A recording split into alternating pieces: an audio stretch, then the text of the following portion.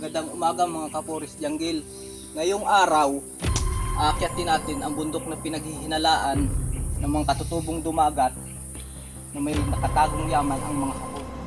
Sana samahan ninyo ako hanggang sa huli.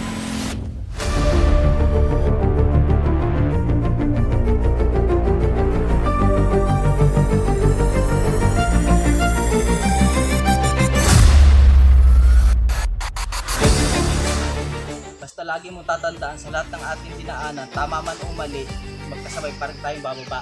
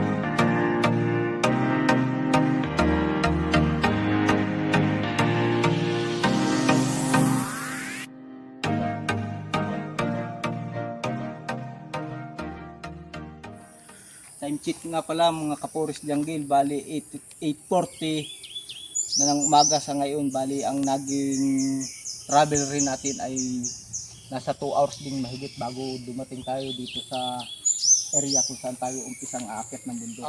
Nandito na tayo mga Kaporis Jungle sa ating aakyatin na lugar kung saan sinasabi ng mga katutubo na dito nga daw ay may itinagong yaman ang mga Hapon. Sana patnubayan tayo ng ating mahal na Panginoon sa pag-akyat na ito kasi sobrang taas daw nito. Sige, tara, samahan niyo ako.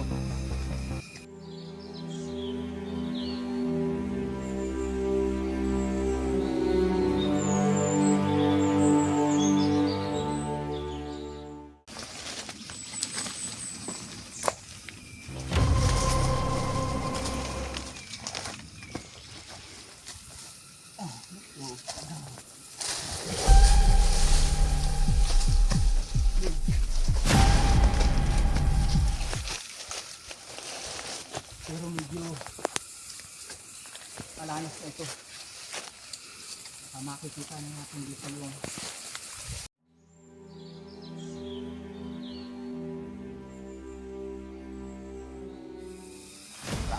mga OS. Talagang yun. Taas din ang tudo. Pero medyo lapit-lapit na tayo. Okay. Kita ko dito pa lang may palanas na mataas.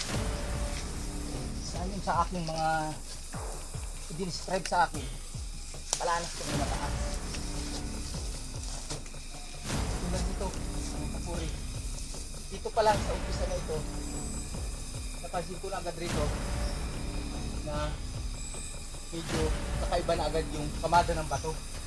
Medyo parang patong-patong at talagang kakaiba na nagiging tima mga bato. Akyat nito dito sa taas. Nandito na tayo mga Kaporis Jungle sa itinuro sa atin ng mga katutubo na lugar na inakyat natin kanina. Time check, ang oras alas 11:21 na. Abangan ninyo mamaya yung aking pag-iikot. Mga Kaporis Jungle, ito medyo umpisa na natin mag-ikot para sa mga sinasabi nila na dito daw ay talagang merong butas sa lugar na ito. Ito siya na ito. butas na ito. Ito ang ano, butas ng ano, di malaman kung sa treasure ba ito o sa gawa ng Hapon, kasi napakalalim nito mga Kapurist Jungle. Grabe, siguro hindi bababa ng mga 50 meters hanggang sa dulo. Ito yung itinuro sa akin talaga nung ano, katutubo na dito raw nga sa lugar na ito. I-describe niya sa akin. Kaya bali mag-iikot pa tayo punta dito sa dayang ito, dahil ang tapat nito napakataas. Ito, pader talaga siya, tapat ng butas niyan. Punta ron, may dulo na yun, andun talagang grabe, halos ayan o, katapat na ng sinag ng araw. Yung ingat lang tayo sa ating paghakbang, gawa ng talagang medyo may kalaliman lugar, madulas pa tulad ito. Maganda yung lugar na ito, mga ano, daan, kaya medyo ano, sakripisyo talagang ito. Ano, daan dito sa anong ito, Palanas, medyo malalim mga kapuris. Ayun, makawilo. Talagang hindi pa tayo nakakaikot ng masyado kasi medyo ang bawat hakbang dito ay delikado, kaya ano, medyo alanganin tayo sa mga paghakbang, kaya medyo bagal. Sobrang taas do, katulad ito, grabe, pakataas niyan.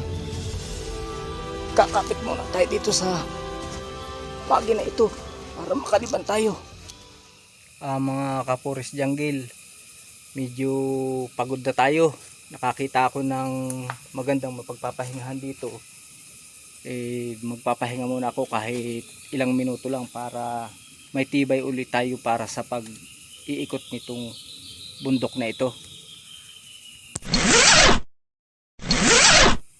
Mga Kapurist Jungle, medyo iikot na ulit tayo kasi nakabawi na ulit ng pagod para sa pag-iikot dito sa bundok na ito.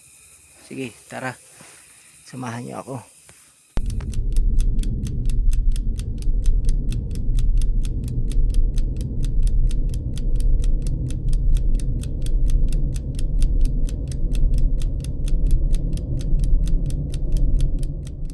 Medyo nagpahinga uli Kapurist Jungle para may lakas ulit para sa mga inaakyat.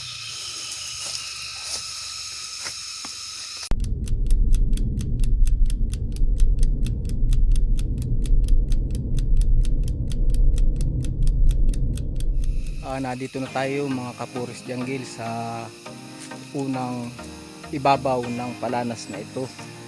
Bali may isa pang ganito kataas para sa panibagong Palanas na aakyatin mga Kapurist Jungle.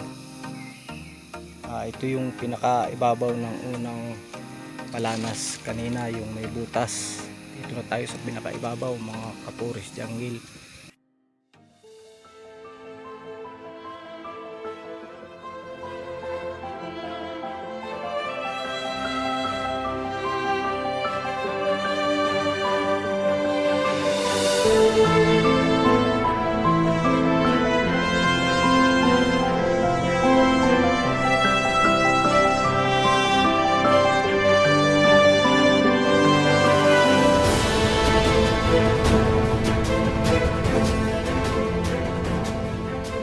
Ito mga Kapurist Jungle, papunta na tayo dun sa pangalawang pader nitong bundok.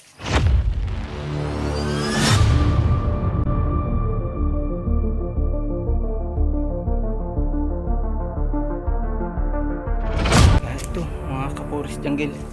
Ito yung pangalawang palanas na tinatawag nilang maraming butas din ito, na hindi naman ganun kalalalim pero nagkakailang piraso pa rin. Ito mga ka-forest jungle, ito yung isa rin sa ginawang butas ng mga nagtitreasure siguro dito. Grabe, lubak-lubak na. Ito yung sabi talaga nila na pinaghihinalaan talaga ito ng mga katutubo. Maaring pinagtaguan daw ito ng hapon ng kayamanan. Oh, grabe, may butas pala dito pailalim.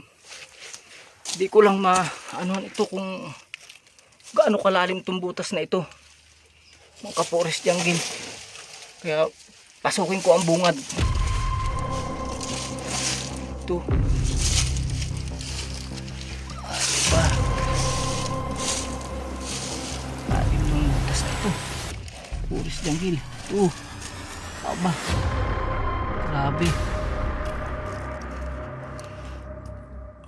Nandito lang muna tayo sa ano, at medyo may kalaliman pa kung abanti pa tayo dito oh. Talagang malalim pa ang papasok. Kung may spot sana tayo, inano ko ito, pinasok ko ito kung gaano kalalim pa. Pero huwag kayong mag-alala mga ka-forest jungle, abangan ninyo sa susunod ng mga video ko at papasukin ko ito kung gaano kalalim. Lalabas muna tayo, lakad ulit tayo punta rito sa ano, paikot nitong bundok na ito, palanas na ito. Ito, isa rin ito sa butas. Tama talaga yung sinabi ng mga ano, katutubo.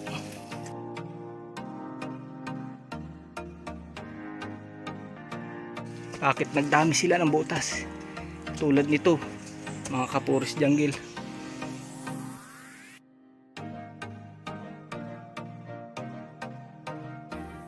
Close yung pagkakuiba niya. Pasukin ko ang bunganga mga ka-forest jungle. Ito pa, may mga lawa pa at saka ano, medyo malalim din ang papasok na ito. Medyo maliit na siya papasok. Pati dito mahirapan na ang tao kung paano pasukin. Ayan no, mga kapuris, talagang ano, matitindi ang mga butas dito. Kaya siguro tagtad ng kabubutas ang panabi nitong palanas na bundok. Ito, labas tayo.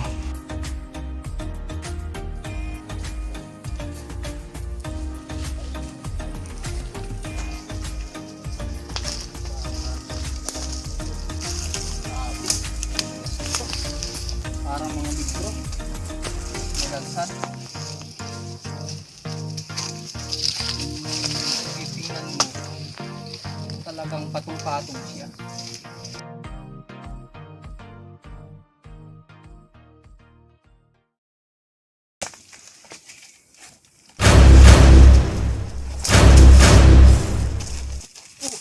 May ano rito oh. May ano, mga kapuris lang din. Anong tawag ba? Sinsil? Siguro ito yung mga ginamit ng mga bumubay dito sa hapon.